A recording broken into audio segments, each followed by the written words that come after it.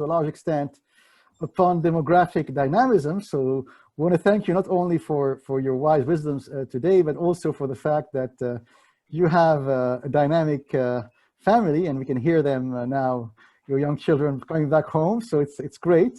Merci also, beyond what you're doing for your own AP3 pension fund, merci for strengthening the demographic pyramid of the European Union. And we're delighted to have you today. And like I said earlier, you know, when that whole COVID situation improves in the coming weeks and months, we would love to have you and see you in the flesh in Paris for our next World Pensions Forum. Merci beaucoup, Torbjorn. Merci. À bientôt. Thank you for your work, Nick. Thank you. Cheers.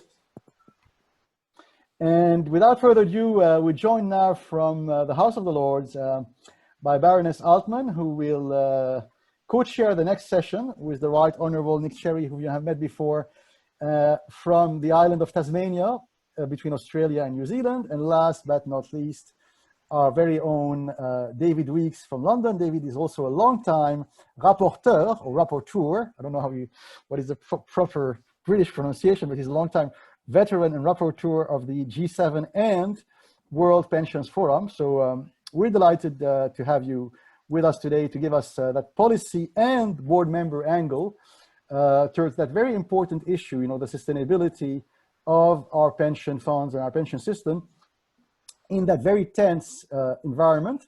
And without further ado, you know, we shall start with Baroness Altmann from London. I'm going to ask my colleague Olivier to switch the main screen and bring on board. Okay, perfect. I can see you now. Ross, the floor is yours. Thank you very much, and good afternoon or good morning to everybody, as is appropriate. Can you see me okay? Am I in the right place? Perfect. You may want to lower a little bit, yeah, lower a little bit, tiny bit. Yeah, raise it, yeah, better, much better. Sorry about that. Perfect, perfect. Well, it's great to be here, and thank you, Nicolas, for arranging this. And it's also great to see Nick Cherry again, who is an old friend, or a long-standing friend, I should say. And I very much admire the work that he has done over the years. And on this really important topic, I've been asked to give a few introductory comments, but obviously once we get into the discussion and Q&A, I think hopefully that there will be a lot more issues that we can cover.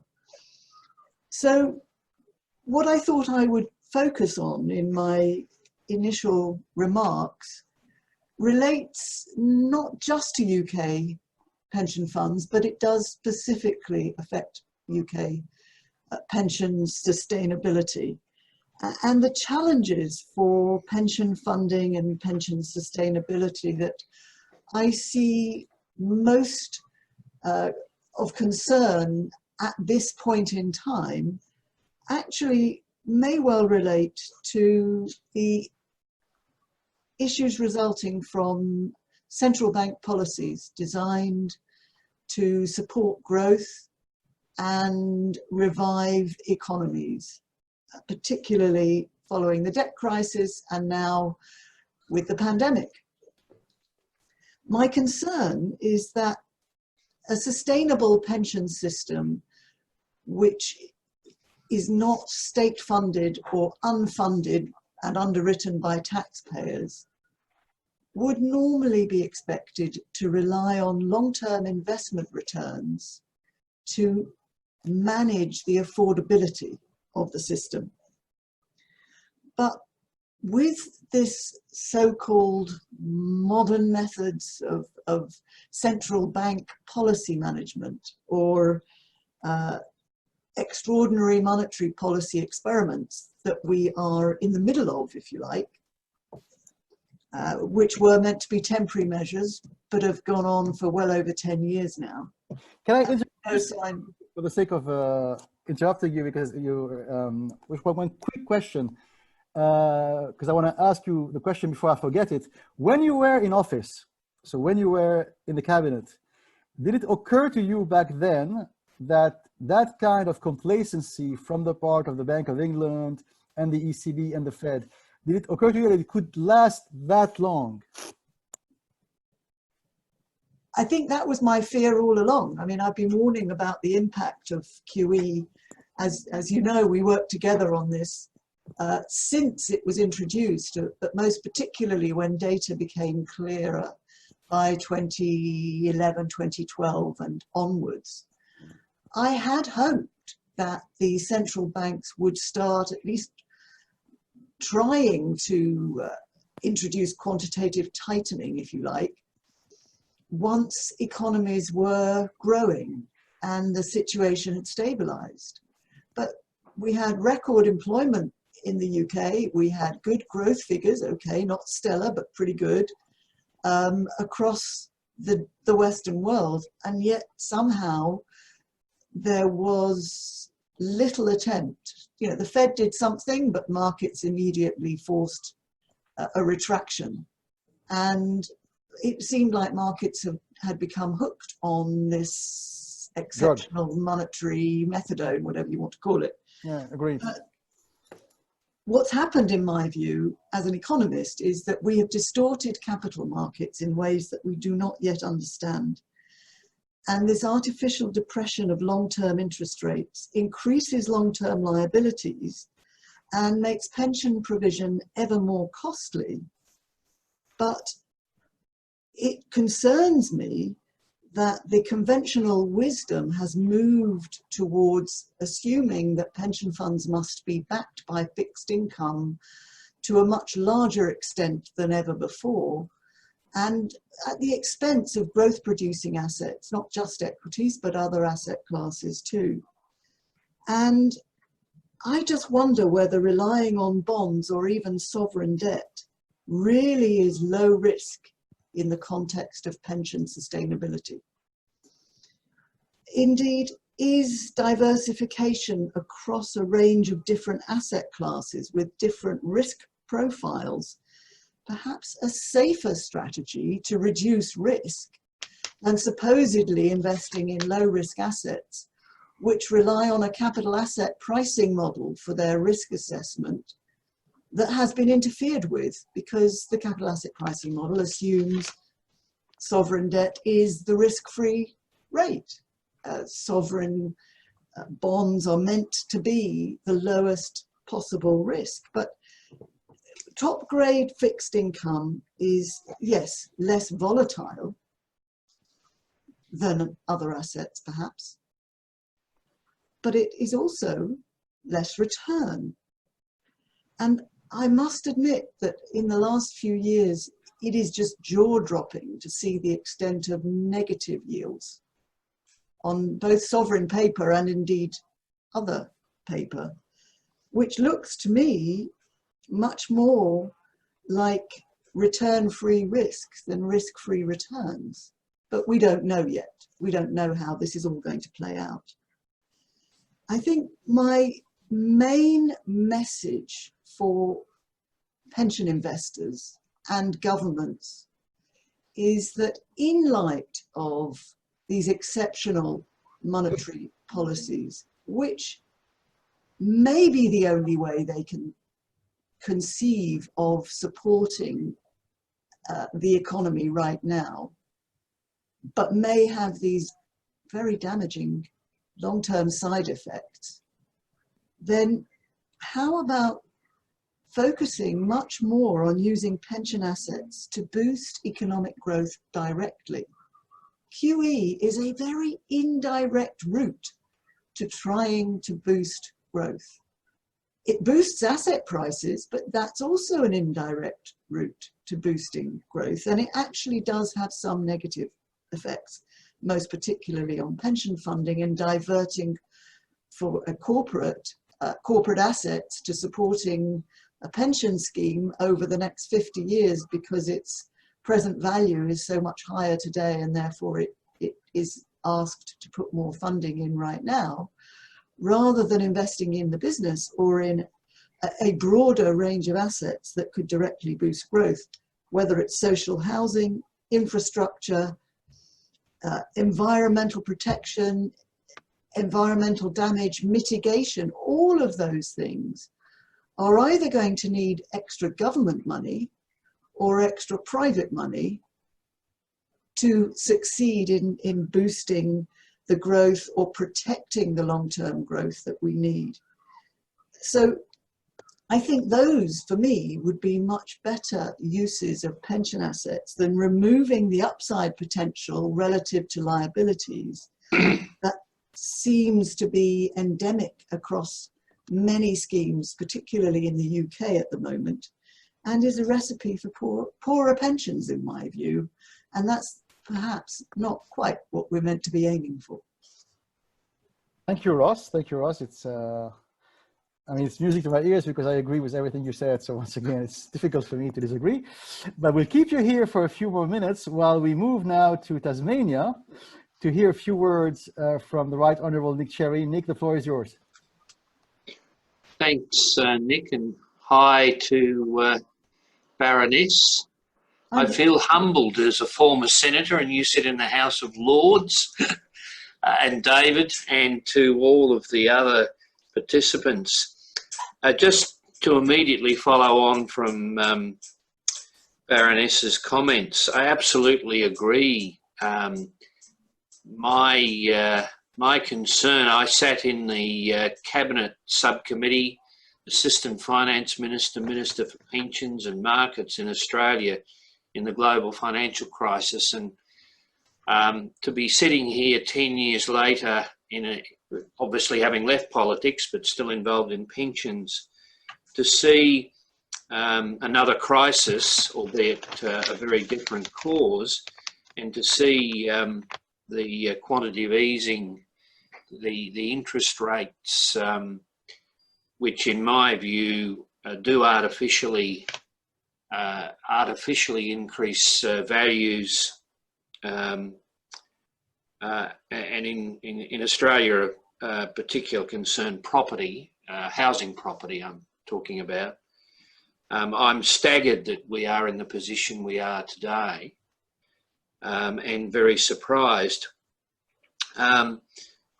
Just to follow on again, one of the unusual features of the Australian compulsory superannuation pension system, our investment mix has been predominantly equities, diversified equities, Australian and global, which is relatively unusual in pension world, together with a growing mix of infrastructure and commercial property, which is about 15%, another 5% in other instruments, and about 25% in bonds and cash.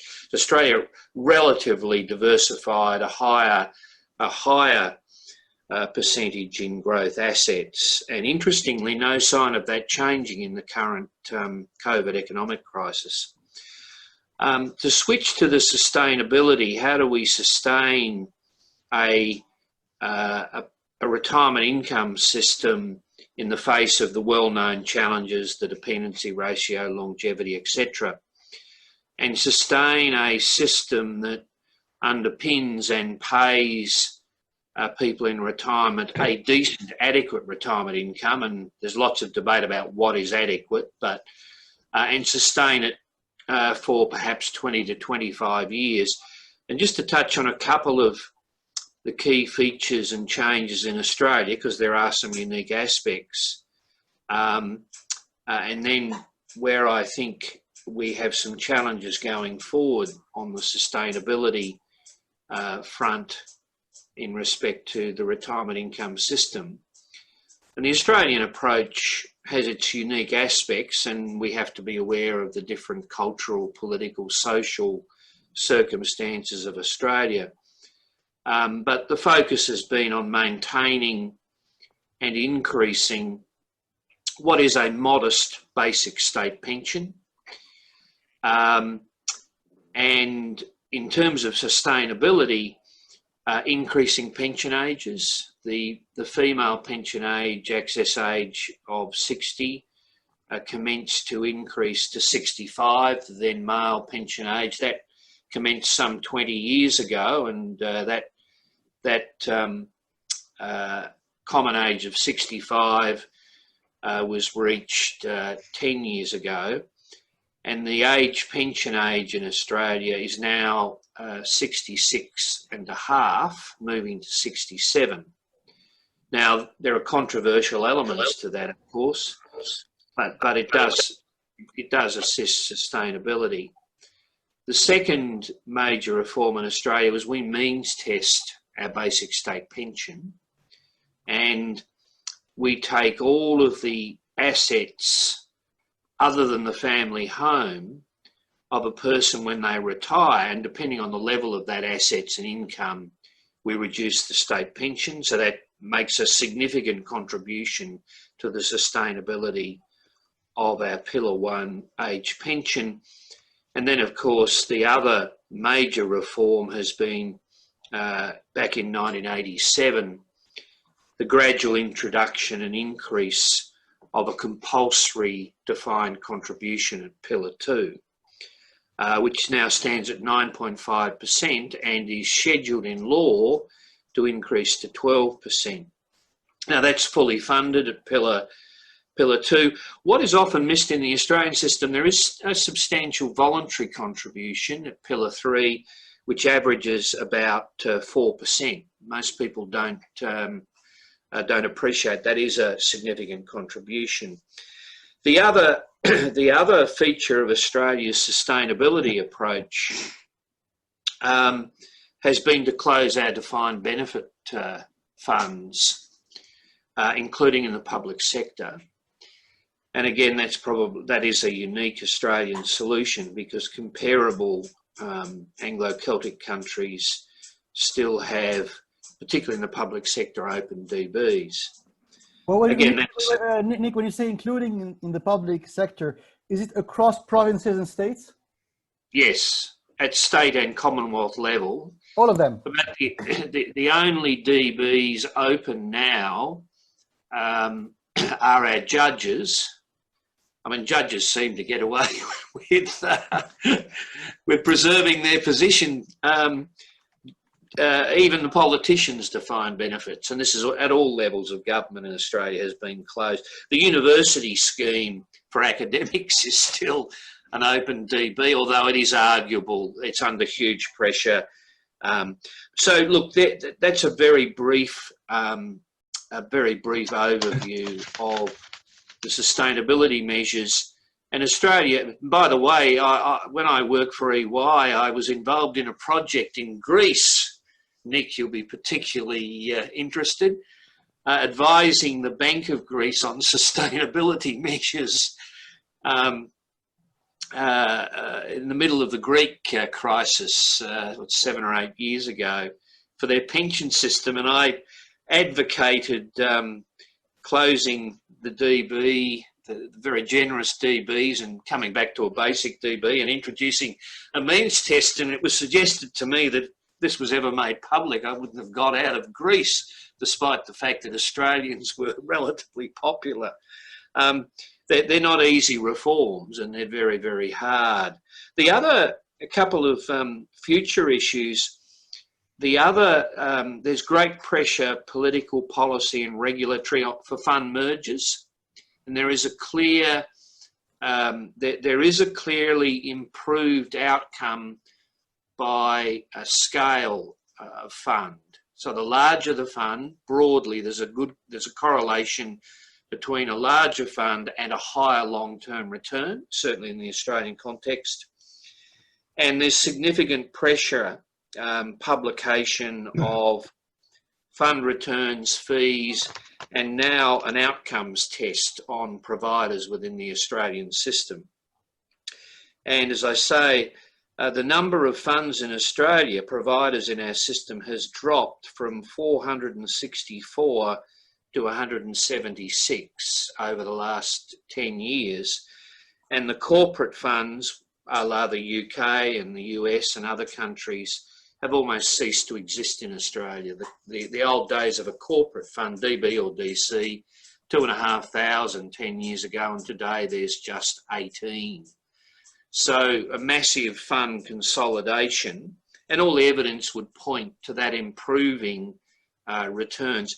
The other point I've already partly touched on, Australia is now an 87% by assets DC and 13% by assets members, just 5% in what are now closed DBs. And all our DBs, by the way, are either fully funded or in a wind down, and the government public sector DBs can comfortably, they are in a deficit technically, but comfortably being paid down from government revenue and are in wind up stage. So from that point of view, again, a relatively sustainable system.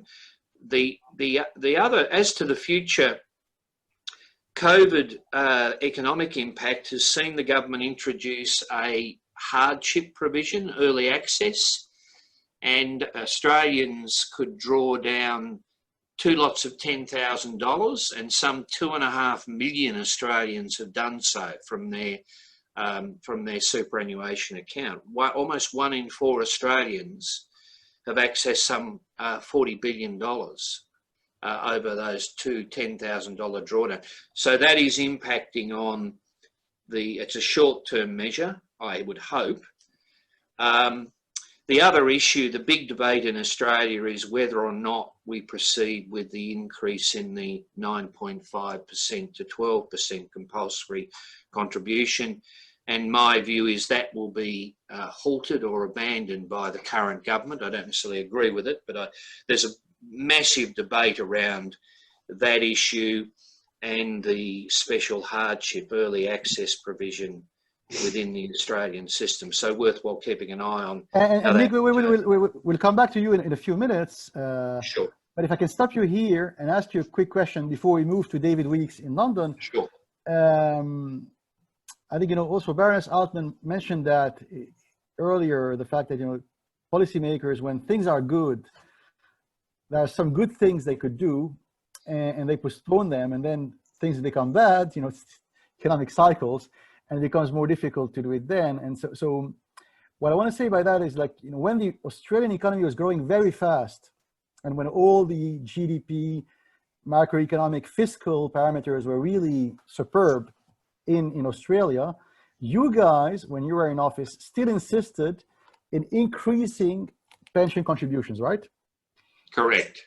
But how easy or how difficult was it to tell people to do so when they may have assumed that because everything was nice and all the asset classes were rising and the stock market was rising and bonds were yielding 6-7% per annum, how difficult was it to tell workers and employees and policymakers, guys, it may not last forever, let's be cautious, let's still increase that contribution? So did it make you unpopular as a policymaker back then? Well, I mean, frankly, it wasn't very difficult. I mean, Australia didn't have a recession in the global financial crisis. I think we were one of 2 countries that didn't experience a recession. Recession in 29 years, and real unemployment, removing all the government subsidies, will settle at about 11%. By the end of this year, once the subsidies are removed, and the economy will have contracted about 8 or 9% in total. So it's not surprising that we're having a fierce debate in those circumstances around this early access hardship provision, and indeed increasing the compulsory. I understand why we're having that debate in these economic circumstances, when the priority will be achieving economic growth, not increasing cost pressures on employers, getting unemployment down. So I do get why we're having that debate. But I think one of the disappointments and concerns I have within the current debate in Australia is it's because we've now got a largely funded system, albeit DC, at 150% of GDP, it's seen as a bit of a honeypot. So we can solve other problems by allowing other things to be done with what is meant to be for retirement. That trend and debate concerns me. Right.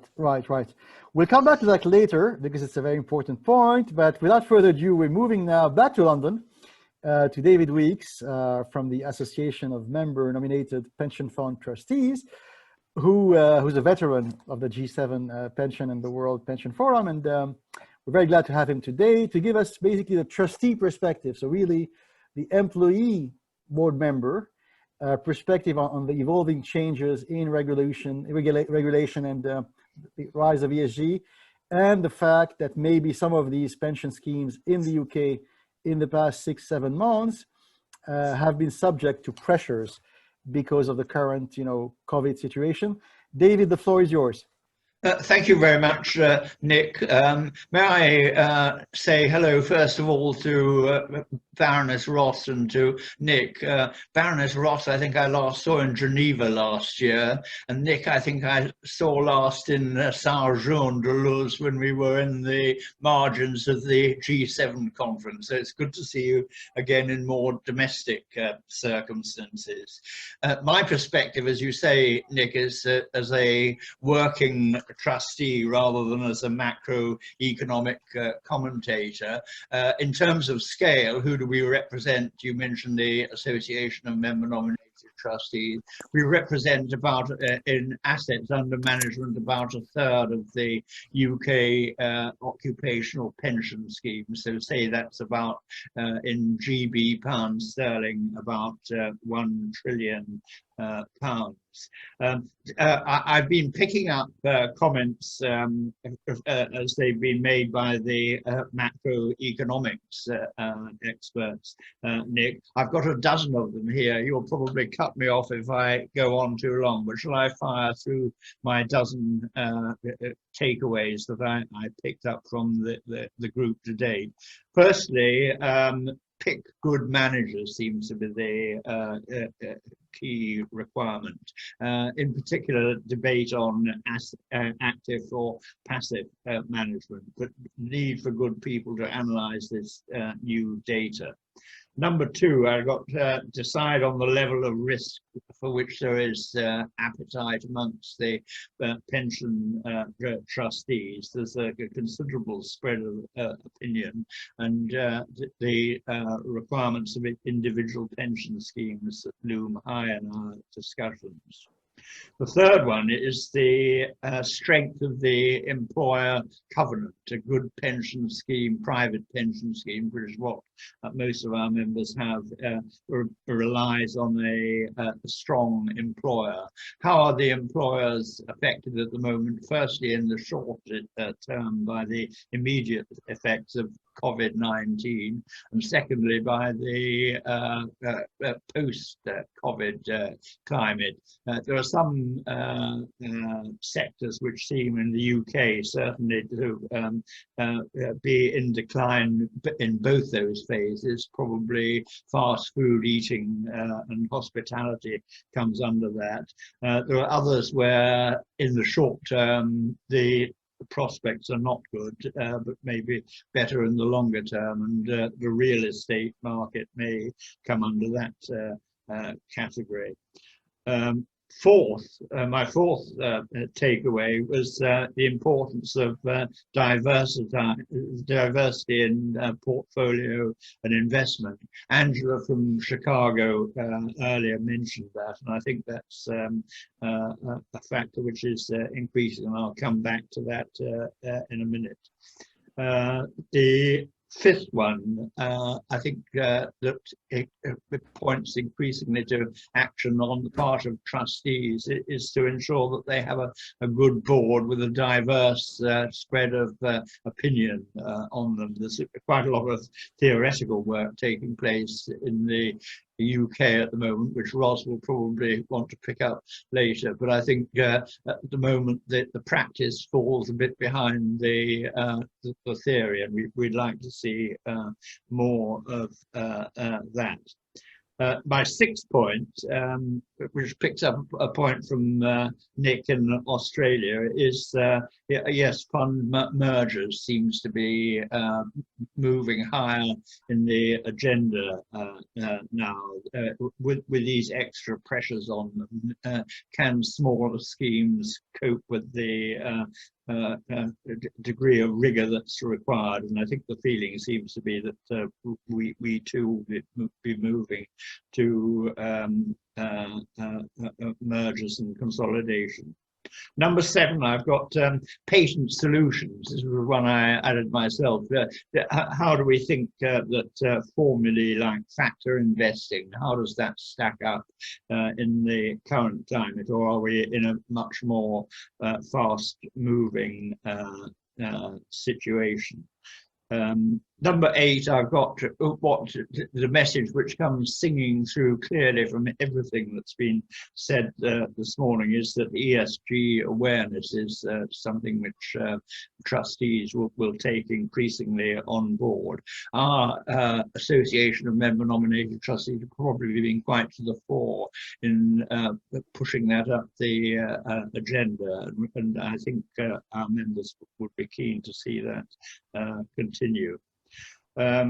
Going back to my number 9 point, point on diversity, I think their equities, picking up a point that others have made, equities retain their share of the portfolio, but a significant shift in UK pension fund has been that the proportion of those equities that are kept in the UK, and in that sense we may differ from the Scandinavian perspective, but a reduction in the proportion in UK and an increase in emerging markets and continue exposure in US.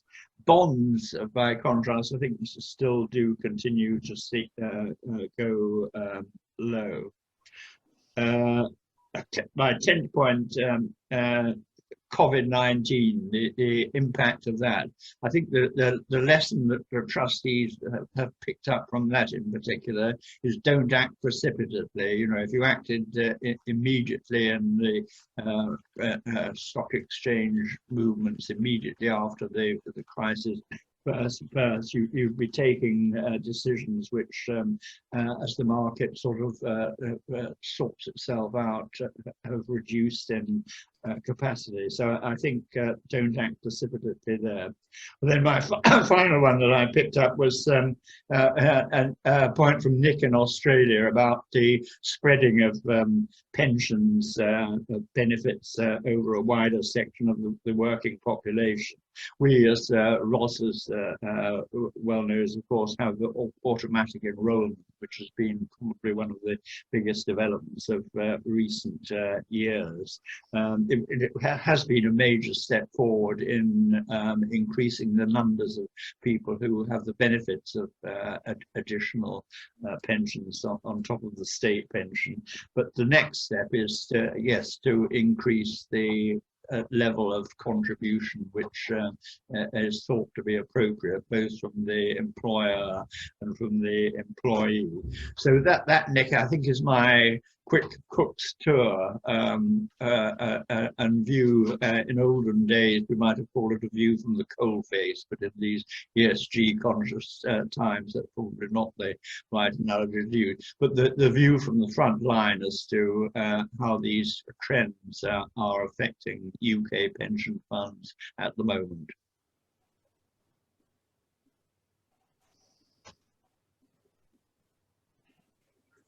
Can anybody hear that? You're coming through loud and clear, and I think Nick has temporarily vacated. So I'll quickly just remark on ESG. You may have observed there are two very important, and I'd say modestly, global test cases that illustrate the importance of ESG. You may have read of the Rio scandal. Rio, of course, a big mining company headquartered in the UK. Three of their senior executives, including their CEO, had to resign last week following the destruction of a Australian Aboriginal cultural sensitive site during their mining operation. Fascinating in the sense of the level of accountability demanded, and driven by the Australian pension funds. And the second one is the AMP case. I'm sure you would have seen the challenges of AMP and their latest two sexual harassment cases that have surfaced. Interestingly, under the one of them occurred under the previous leadership, because they've had now two changes of leadership at board and chair level, and that resulted in a senior board member and the chair resigning their positions a couple of weeks ago. So I think there are two interesting examples of social and governance accountability driven by pension funds that have impacted on two major Australian and global businesses. That it's a level of accountability that we have never seen in Australia, and I suspect are going to be examined very closely in other pension systems. I agree with that very much, Nick. And by the way, hi David, nice to see you again. And you too. Thank you for all your comments. Not sure what's happened to other Nick, but in the meantime, I do completely agree that pension funds actually have a tremendous opportunity here to prove their value by standing up for these ESG type of issues and showing the way to a better future, while also hopefully helping particularly younger people, but again, possibly all ages, to be proud of the fact that they've put some money into a long-term investment fund that can do good for the economy, for society, and then ultimately for them. That's, I think, part of the role of stewardship of these long-term assets. You know, as you described, Nick, the size of these relative to the economy has become so enormous. And in the UK, the size of our defined benefit schemes is so significant. And you have plenty of workers still in open schemes across the whole of the local government sector here, across many of the bigger corporations or formerly nationalised industries. So they're not going to be closing anytime soon or winding down, as it were. So I just think we would be missing a trick if we didn't try to help pension funds and their members recognise the importance and the benefits of investing in this way. We've had a couple of questions from our viewers. Hello out there, thank you for listening and watching. I don't know if we want to take either of those at all. I think we should. Maybe over to you, David, and Baroness, if you want to address the two questions. David, do you want to start? I'm just reading the questions. I hadn't picked them up. Oh, okay. So while you're reading, the first one is about monetary policy, QE, and I think making what I think is the correct observation, which is once you introduce government support for any market, everyone gets used to it and it becomes very difficult to withdraw. I think I probably would go further than that and argue that because of the people who benefit from QE, it is even more difficult to withdraw than most other types of policy intervention. The people who benefit, or the groups that benefit, are the most powerful groups typically across many countries. Government clearly is benefiting massively by being able to fund extra spending at much lower rates. So government itself has a vested interest in seeing QE be prolonged either not withdrawn or staying in place for longer or even increased. And the wealthiest asset owners, who often have a significant influence at the top of government, also benefit. The financial sector is benefiting both directly and indirectly. So older people, who tend to be quite important voting wise, who already own assets, they are benefiting too. So I think the idea, the question says, you know, is the issue loose monetary policy, or rather, is it the method by which monetary policy is being conducted that's the problem? I think it's the latter. If you want to have an easy monetary policy, there are other ways to do it. I know that the central banks believed this was the only option available, and I can understand in 2008-9 panic, it may have been a very attractive short-term palliative, but just still focusing on asset markets rather than other forms of monetary easing, or indeed using pension assets and directing pension assets to help boost growth directly, seems to me to be a policy tool that isn't yet being taken seriously. And when you say directing pension assets, do you mean nudging or fiscal incentives, or more or stronger legal actions? Well, I think with local government and any government, effectively government-backed liabilities, there is an opportunity for government to be more directly interventional. What I think for private schemes is so important, in my view, but I know it's not a majority view, and I know others will disagree, is that the regulatory system should steer clear of trying to lead pension schemes to believe that it is most appropriate for them not to invest in equity markets, for example, or other growth-producing assets, because of the fear that those are high risk and the risks don't match the liabilities. Fundamentally, I disagree with that. I think government bonds don't match pension liabilities anyway. There will always be residual risks, longevity. In the UK, the inflation picture, which isn't matched by gilts, and rollover risk, duration, all of these things, even with a pension scheme that's closed, the investment time horizon is 30, 40 years. Yeah. You can get, you know, index-linked income from investing in infrastructure, building it now, and in 10 years' time, getting some return. Yeah. Regulations are driving, I think, a different approach. We used to have the idea that you want to maximize return in the pension scheme so that it's cheaper in the long run.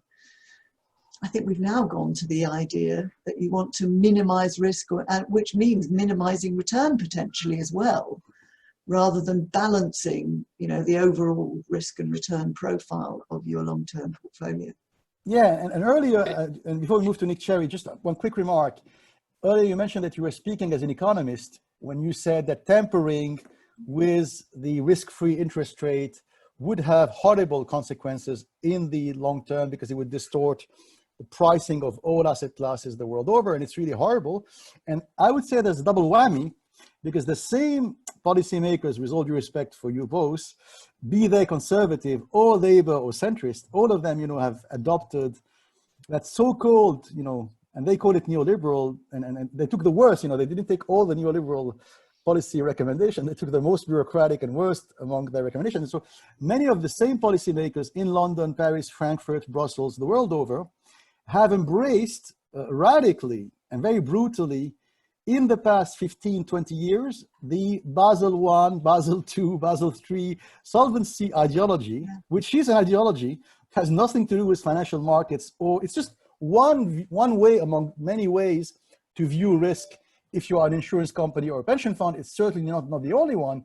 And all these guys have embraced the Basel, you know, ideology. And I mean, I speak as a Frenchman. Initially, there was a little bit of resistance from Washington, D.C. and London. So initially, policy moves very slowly. And so these pan-EU global norms are actually concocted, 15, 20, 25 years ahead. So when the first discussion came in Basel in Switzerland, the only skeptics were the Brits and the Americans, and the Swiss and the French and the Germans were able, sadly, to bring them on board. And so we all live now in the Basel world.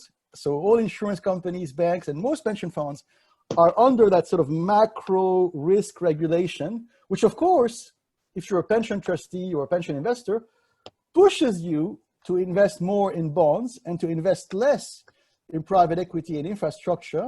And it's a purely sort of bureaucratic, ideological, legal framework which passes for science. And now it's the law of the land. And so there's a double whammy basically in the world we live today. Yeah, no, I agree. But I also think that there is a big difference and a higher risk in the UK because we have such a low state pension. So the level of income that we can expect to be paid by the non-state pension is being depleted in this environment, whereas in other countries you've got the state system which is much more generous. And effectively, maybe you could argue we have monetary policy acting in loco fiscal policy by providing the funding for whatever promises governments make. But we don't have that with private sector employers. They haven't got the kind of pockets that can do that. Yeah. Nick, apologies, I interrupted you. Sorry, back to you, Nick. No, just to follow on, I agree with the Baroness's concerns. And as I said earlier, I would never have, interest rates at the moment are the lowest in 4,000 years since the pyramids were built. In that historical context, it's just totally extraordinary. But monetary policy should only be a temporary, and unfortunately we're hooked and continue to be hooked, and I think there's enormous dangers. And what is fascinating is it seems to have been embraced across the political spectrum from right to left. And I think that's because most governments, given all of the economic, social, ageing, demographic pressures, are trying to respond politically to what is very, very controversial and deep changes in economy and society. And they kick the can down the road. That's the typical Australian expression. And just pass it off to our reserve banks, and monetary policy will largely solve it, and we don't have to address the real problems. And I think that's a common challenge across governments of right and left. And the political matrix has changed enormously. The other concern I have, and it's a particular Australian concern about monetary policy and its use, is that we have very high home ownership and investment in residential property in Australia. And so we're seeing, I would argue, an overinvestment in those areas. And again, the monetary policy obviously is inflating, I think, artificially asset prices, but it's also inflating housing, property prices, which has a broader political support in Australia. And so it's once you're in this, it's very hard to get off the hook. So I agree totally with the question. It's not just the longer time frame of what supposedly were temporary measures, but it's the way in which you apply it and the outcomes for particular assets. And housing is a real worry in the Australian context, in some other countries as well, but probably a greater concern in Australia than almost any other country, comparable country. Right. Nick, can I just pick up a couple of points that were made earlier, one by Nick Sherry. That is, Nick mentioned the Rio Tinto zinc scandal in Australia and the mines. My perspective on that is that it has been a very significant impact in influencing public opinion generally, and I think we'll see a lot more activity to take an activist approach to dealing with obvious abuses like that. The other one, if I just sort of oddball one, which was one of the questions which came in from the audience, was my comments on emerging markets attracted attention. I was going to say, yes, please, we'd like to see more of that. And I think that the key task there is one of marketing. That, you know, if you look in tables about returns, EM comes up as a heading, and it ought to be much more split up and have more information both on asset classes and geographical areas. And I think there's a good marketing job that can be done that in the new climate. Yeah, absolutely. And you know, that quest for yield, because, you know, to come back to what Ross said earlier, you know, it's pension board members the world over, you know, are just, you know, desperate to get that extra yield in that environment of financial repression. And of course, you know, quantitative easing has kept interest rates at artificially low level for an abnormally long time. And so that recent wave of quest for yield started basically with the great financial crisis, but there was an earlier wave in that quest for yield, which started in the 70s. And back then it was only the very large, sort of sophisticated Canadian, Australian, and a few US investors, which back then in the 70s started to invest in private equity, venture capital, and infrastructure. It was very small. And we have, you know, Sir Cohen joining us in 10 minutes now, and he's one of the pioneers of private equity and venture capital in Europe. But what I would say, back then in the 70s and 80s, we have to remember it was very small, so that the amount of money put into infrastructure as a new asset class, or PE and VC, compared to listed assets was very small. But that was the infancy of the embryo of that quest for yield. And of course, the Australians and the Canadians were ahead of the curve. And I just want to give you guys, you know, Nick, Ross, and David, just to throw away an idea at you, because if you look at the 70s, early 80s, you know, back in Australia, when the Australian pension funds were starting to invest a little more than average in private equity and infrastructure, which over time allowed them to earn extra returns. And fast forward today, the Canadians and the Australians are amongst the biggest in the world. You know, we call them pension superpowers. Back then in the early 80s or late 70s, you know, there was a small English stockbroker called Hill Samuel. And I think, you know, the subsidiary of Hill Samuel in Sydney had 2 employees plus 1 intern. And they focused on researching, you know, infrastructure and PE in Australia. And today it's called Macquarie, and it's one of the biggest infrastructure and private equity investors in the Asia Pacific area. Likewise, 15 years ago, there was a very small cooperative, a co-op, of a handful of pension funds in Australia who said, you know what, we're going to do a pooling of resources, and we're going together, these Australian funds came together to do a pooling of capital for a part of their infrastructure investment.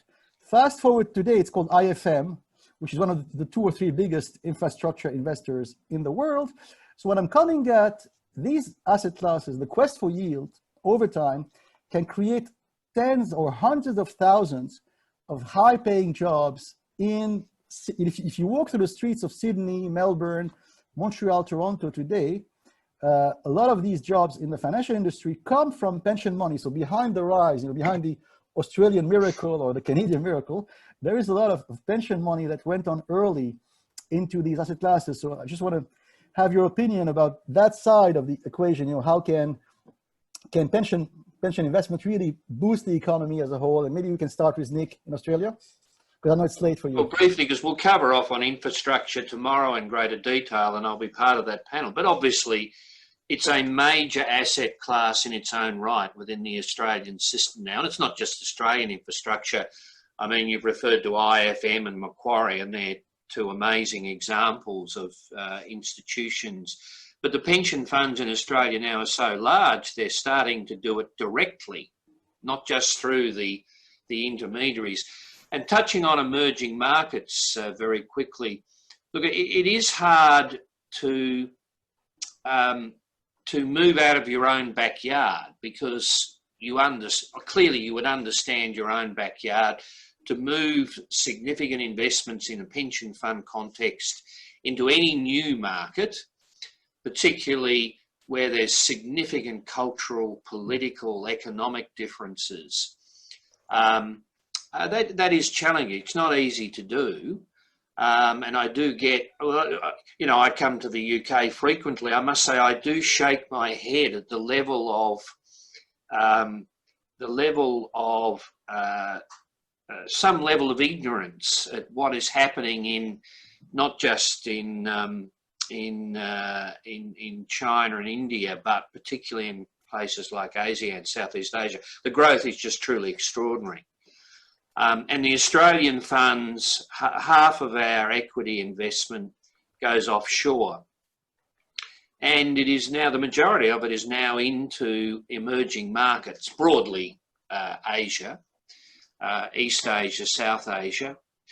But that's also been a function of the reality that when your system's 150% of GDP, you have to send it offshore. You can't invest it in Australia. So it's actually a partial outcome of a very, very large system.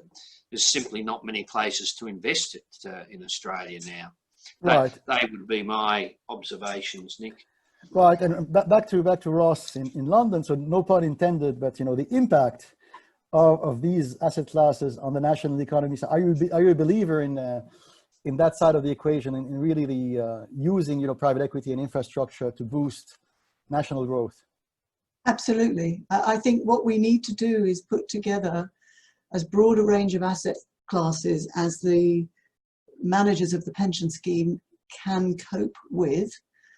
And what I think is really dangerous would be for all the big pension schemes to try and follow the same strategy. I think that introduces systemic risk on top of the investment risk that may well be involved, and that we don't currently properly understand given what's happening to the base asset class. So from my perspective, I think some pension schemes will have better skills at investing in more private equity than others, but I think diversifying across asset classes looks to me as if it is a sensible way of trying to reduce risk across your portfolio for the long term, and probably a more efficient way of reducing risk than getting rid of your upside by focusing much more on supposedly less volatile but lower return assets, as the industry has been driving. And when I say lower risk, I don't just mean lower risk of investment return profile. I mean lower risk of pension failure. So you may find that all asset classes fall, but if you have a lower fall in some than others, you'll protect your ability to deliver the pensions better than if everybody's in one of the asset classes and that asset class itself doesn't match the liabilities and also has a difficult patch. Thank you. Perhaps one concluding remark from the part of David in London. Yes, Nick, I agree with what Nick and Ros just said. The key issue from the pension scheme trustee point of view is you have the infrastructure need for investment, we have the funds, but how do the two match together? And that's where the skill and expertise needs to come out. I agree with Nick very much on the ignorance of the UK market, which is why I made the point earlier about the need for further research into geographical markets and asset types. Comment finally just on Ross's comments on UK. I mean, I think the issue there seems to be that, you know, some asset classes like housing, student housing in particular, elderly housing, it looks to be a reasonable prospect. Question marks in the current COVID-19 climate. Rail and airports, are they going to be under political pressures to cut back on Heathrow expansion and HS2 rail infrastructure, which otherwise might have been the prime sources of investment for UK? So those are my final comments, Nick, on that. Great. I want to thank one more time, you know, Ross, Nick, and David for that wonderful panel. And as I've been saying since early morning, when the COVID situation improves, we'd love to see you in the flesh in Paris for our next World Pensions Forum.